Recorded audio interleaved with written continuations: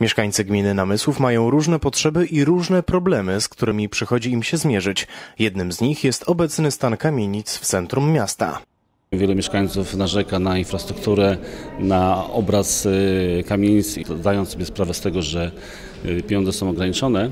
Myślimy o tym ścisłym centrum miasta, żeby jednak większość środków próbować skierować w tym kierunku. Obszary najbardziej zdegradowane to są obszary w strefie śródmiejskiej, czyli centrum i wszystkie ulice, które prowadzą do tego centrum, od ulicy Bolesława Chrobrego aż po ulicę Bohaterów Warszawy.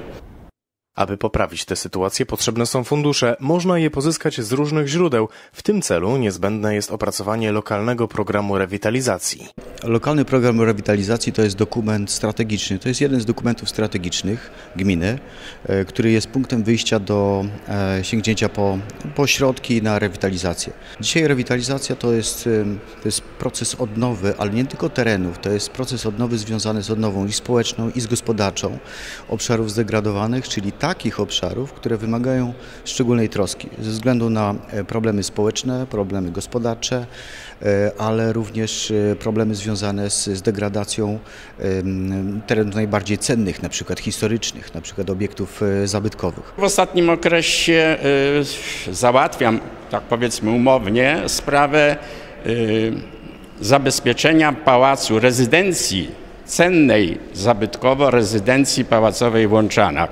Ten obiekt jest w stanie tragicznym. Należy podjąć natychmiastowe działania zabezpieczające. Władze gminy zapewniają, że po kilku spotkaniach, gdzie zostaną omówione szczegóły planu działania, program realnie wejdzie w życie jeszcze w tym roku. O potencjałach związanych z gminą Namysłów będziemy rozmawiać na kolejnym warsztacie 16 sierpnia, o ile pamiętam, gdzie skupimy się już na wypracowaniu kluczowych elementów programu rewitalizacji dla obszaru rewitalizacji. W pracy warsztatowej 16 sierpnia już będziemy rozmawiać o potencjałach i mam nadzieję, że uczestnicy odkryją przed nami pewne potencjały, o których my być może wiedzy nie mamy i wówczas te potencjały będziemy się starali wykorzystać do opracowywania takiego programu rewitalizacji, który pomoże w szczególności rozwiązać te problemy społeczne. Miejmy nadzieję, że lokalny program rewitalizacji doprowadzi do poprawy warunków życia mieszkańców oraz zmieni otoczenie na lepsze.